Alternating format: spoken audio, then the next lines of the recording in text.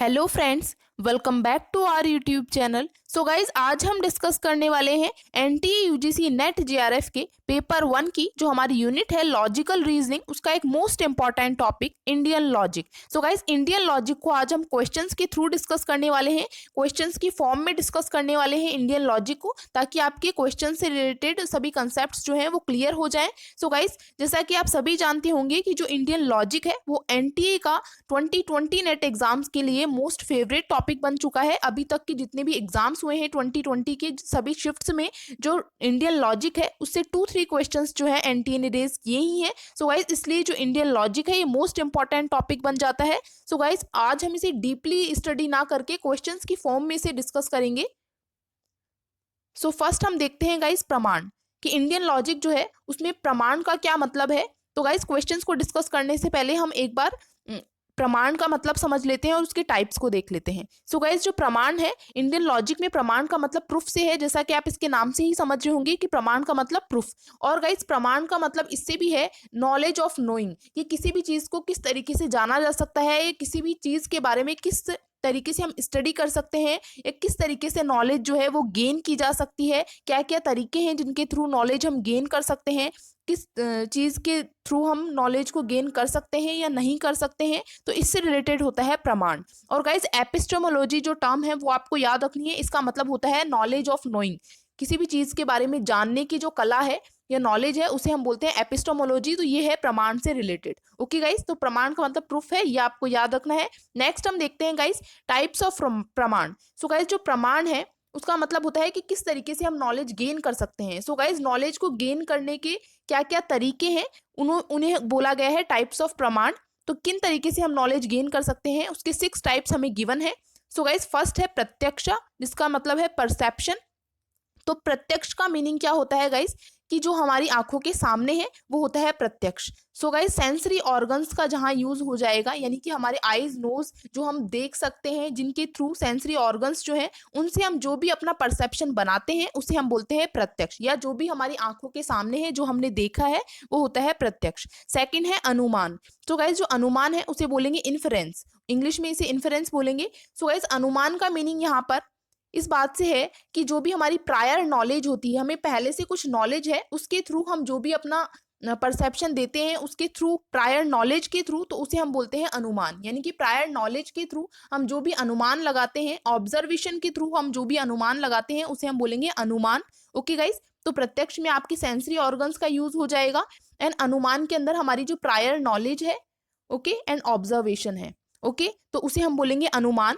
Next है उपमान। So guys, उपमान का मतलब होता है कंपैरिजन से, जहां पर भी क्वेश्चन में दो चीजों में कंपैरिजन हो वहां पर हमारा उपमान आंसर होगा।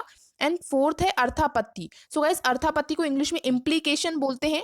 सो गाइस, अर्थापत्ति का मीनिंग ये है यहाँ पर कि कोई भी एक केस हमें गिवन हो और उस केस की वजह से दूसरा केस बन रहा हो, तो वहां पर होगा अर्थापत्ति। यानी कि कोई भी नोन फैक्ट हो, कोई भी चीज हो जिसके बारे में हम जानते हैं और उससे हम अननोन फैक्ट के बारे में, अननोन फैक्ट तक पहुंचेंगे, तो उसे हम बोलेंगे अर्थापत्ति। अभी हम क्वेश्चंस की फॉर्म में इसे डिस्कस करेंगे तो और भी क्लियर हो जाएगा। नेक्स्ट हम देखते हैं अनुपलब्धि। सो गाइस, अनुपलब्धि, जैसा कि आप इसके नाम से ही समझ रहे हैं, कोई भी चीज जो उपलब्ध नहीं है या जो नहीं है, जिसकी उपलब्धि नहीं है, तो उसे हम बोलते हैं अनुपलब्धि। तो गाइज, यहाँ पर क्वेश्चन में हम इस तरीके से देख सकते हैं कि क्वेश्चन में जहाँ पर भी नो या नॉट वर्ड्स का यूज हो, या क्वेश्चन में जो लाइन है, ये फैक्ट आपको गिवन है, उसका जो मीनिंग है वो नहीं या नॉट निकल के आ रहा हो, तो वहां पर अनुपलब्धि आएगा वहां पर आंसर। यानी अनुपलब्धि का मतलब ये है कोई भी चीज जो उपलब्ध नहीं है लेकिन फिर भी हमें कुछ नॉलेज गेन हो रही है। ओके गाइज, नेक्स्ट है शब्दा।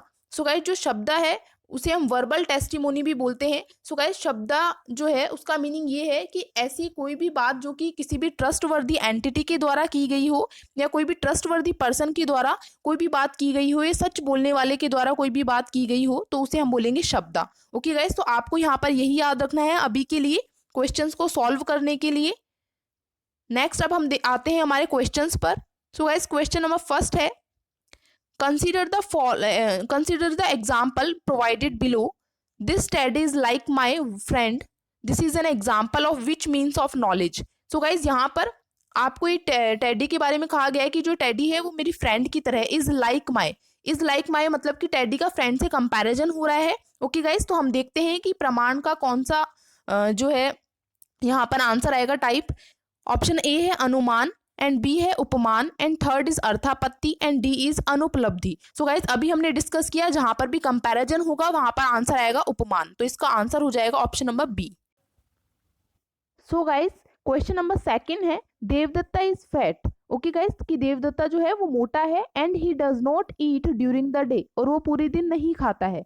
तो हमें यहाँ पर गाइस एक केस दिया गया है, फैक्ट दिया गया है कि वो मोटा है एंड वो पूरे दिन नहीं खाता है। तो हमने देयरफॉर हमने कंक्लूजन निकाला, हमने निष्कर्ष निकाला कि Devdatta is eating during the night, कि वो रात को खाता होगा। सो गाइस हमने किस आधार पर, किस बेसिस पर हमने ये जो कंक्लूजन है वो ड्रॉ किया है कि हमें यहाँ पर ये फैक्ट दिए गए थे कि वो मोटा है लेकिन वो दिन में नहीं खाता है। तो गाइस हमने कंक्लूजन निकाल लिया इन दोनों के बेसिस पर, इन दोनों सर्कमस्टेंसेस के बेसिस पर कि वो रात को खाता होगा। Okay guys, the above example in classical Indian school of logic is a case of। so guys ये जो एग्जाम्पल हमें गिवन है तो वो कौन सा, किसका एग्जाम्पल है, प्रमाण के कौन से टाइप का एग्जाम्पल है, हमें ये आंसर देना है। तो ऑप्शन नंबर ए है उपमान, बी इज अनुमान एंड सी इज अर्थापत्ति एंड डी इज शब्द। सो गाइस हमने अभी डिस्कस किया है जहां पर भी हमें कोई भी केस गिवन हो, ओके और कोई भी बात गिवन हो और उसके अकॉर्डिंग हम किसी केस पर पहुंचे, किसी कंक्लूजन पर पहुंचे, तो वहां पर आंसर होता है अर्थापत्ति। तो यहाँ पर जो आंसर है वो हो जाएगा अर्थापत्ति यानी इम्प्लीकेशन। ओके गाइस, तो ये आपको याद रखना है। नेक्स्ट हम देखते हैं consider the example provided below, there is no jar now on the ground. So guys हमें कहा गया है कि जो ग्राउंड है उस पर कोई भी जार नहीं है, no jar. Okay guys, identify the means of knowledge. तो यहाँ पर हमें नॉलेज का कौन सा मीन है यहाँ पर हमें बताना है, कौन सा प्रमाण यहाँ पर यूज किया गया है। तो फर्स्ट है अनुपलब्धि एंड बी इज अनुमान एंड सी इज प्रत्यक्षा एंड डी इज अर्थापत्ति। तो गाइज यहाँ पर जो आंसर होगा वो होगा ऑप्शन नंबर ए अनुपलब्धि, क्योंकि गाइज यहाँ पर हमें कहा गया है there is no jar on the ground, कि यहाँ पर क्या है, जार की अनुपलब्धि है, नो वर्ड का यूज हो गया है। तो यहाँ पर जो आंसर होगा वो होगा अनुपलब्धि, कि जार जो ग्राउंड है वहां पर कोई जार नहीं है। ओके, वहां पर कोई जार नहीं है, कि जार नहीं है उससे भी हमें कोई नॉलेज गेन हो रही है। ओके, तो यहाँ पर जो आंसर होगा वो होगा अनुपलब्धि। नेक्स्ट हम देखते हैं Ram is observing smoke coming out from the building and inform the fire brigade for help, what kind of Indian logic has been used here. So guys यहाँ पर इंडियन लॉजिक, कौन सा इंडियन लॉजिक जो है वो यूज हुआ है।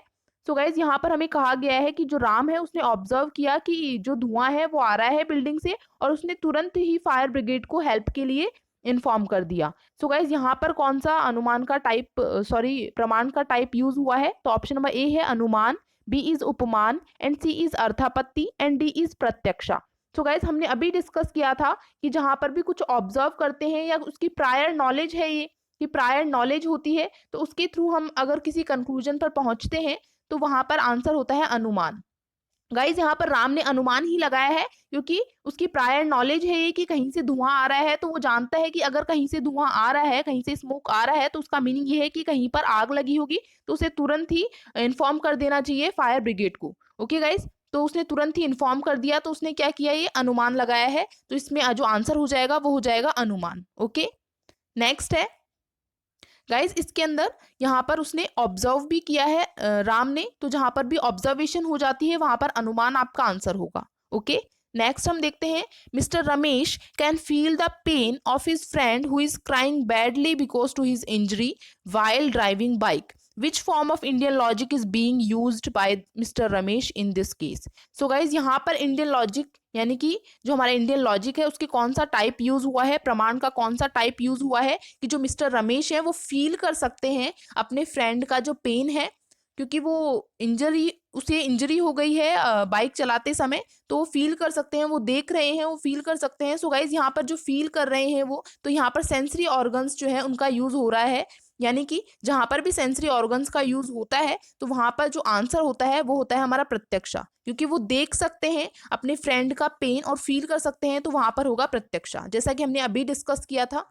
Okay, next है वर्बल टेस्टिमोनी रिलेटेड टू, कि वर्बल टेस्टिमोनी जो है वो किससे रिलेटेड है। सो गाइस अभी हमने डिस्कस किया है कि वर्बल टेस्टिमोनी रिलेटेड है शब्द से। ओके, शब्द का मीनिंग ये है कोई भी बात जो ट्रस्टवर्दी एंटिटी या ट्रस्टवर्दी पर्सन के द्वारा की गई हो, तो वहां पर, या सच बोलने के वाले के द्वारा की गई हो जिस पर हम विश्वास कर सकते हैं, तो उसका मीनिंग होता है शब्द। ओके, ऐसे पर्सन, ट्रस्टवर्दी पर्सन के थ्रू नॉलेज गेन करना, इसका मीनिंग है शब्द से। ओके, नेक्स्ट क्वेश्चन है, in which of the following who accepts only two प्रमाण as valid means of knowledge, प्रत्यक्ष एंड अनुमान। सो गाइज यहाँ पर हमसे क्वेश्चन पूछा गया है कि इनमें से कौन सा है जो एक्सेप्ट करता है प्रमाण के केवल दो टाइप्स को ही एक्सेप्ट करता है, वो है प्रत्यक्ष एंड अनुमान। ओके गाइज, तो दो टाइप्स को ही जो एक्सेप्ट करता है वो है बुद्धिज्म। ओके गाइस, क्योंकि जो हिंदुइज्म है उसने हमारे प्रमाण की 6 टाइप्स को ही, सभी 6 टाइप्स को माना है। ओके, तो यहाँ पर जो आंसर हो जाएगा वो हो जाएगा बुद्धिज्म, क्योंकि बुद्धिज्म ने केवल परसेप्शन और इन्फरेंस को ही माना है प्रमाण के टाइप के रूप में। नेक्स्ट है, इन बुद्धिस्ट लिटरेचर प्रमाणा इज रेफर्स टू एज, कि बुद्धिस्ट लिटरेचर में प्रमाण जो है उसे क्या कहा गया है, तो बुद्धिस्ट लिटरेचर में जो प्रमाण है उसे कहा गया है प्रमाणा वेदा, प्रमाणा वेदा कहा गया है। ओके, नेक्स्ट है, the science and study of प्रमाण इज कॉल्ड, जो प्रमाण की जो साइंस है और स्टडी है उसे हम क्या कहते हैं, तो ये आपको याद रखना है गाइज, उसे हम कहते हैं न्याय। ओके, नेक्स्ट है, the Charvaka school in Indian logic considers which of these in the only source of knowledge, कि चार्वाका स्कूल जो था इंडियन लॉजिक का, उसने नॉलेज गेन करने के सोर्स के रूप में किसे माना है, किसे कंसीडर किया है। सो गाइस, जो चार्वाका स्कूल है उसने केवल इंडियन लॉजिक यानी कि नॉलेज गेन करने का जो सोर्स है उसके लिए केवल एक ही है, वो है प्रत्यक्षा। ओके, प्रत्यक्ष का मीनिंग हमने अभी डिस्कस किया था कि सेंसरी ऑर्गन्स के थ्रू, या हमारी आंखों के सामने जो है उसे हम कहते हैं प्रत्यक्षा। ओके गाइज, सो गाइज ये थे हमारे कुछ क्वेश्चंस इंडियन लॉजिक से रिलेटेड। गाइज ये बहुत ही इंपॉर्टेंट, मोस्ट इंपॉर्टेंट क्वेश्चंस हैं आपके एग्जाम के लिए। सो आई होप आप लोगों को ये समझ में आए होंगे, आप लोगों को ये वीडियो अच्छा लगा होगा। अगर आप लोगों की कोई भी क्वेरी या सजेशन है तो आप लोग कमेंट कर सकते हैं, and please do like and subscribe our channel. And guys, जो हम नेक्स्ट वीडियो में हम अनुमान और इंडियन लॉजिक से रिलेटेड और भी क्वेश्चंस को डिस्कस करने वाले हैं, ये हमारे प्रमाण और प्रमाण के टाइप से रिलेटेड क्वेश्चंस थे। So guys, I please do like and subscribe our channel. Thank you so much.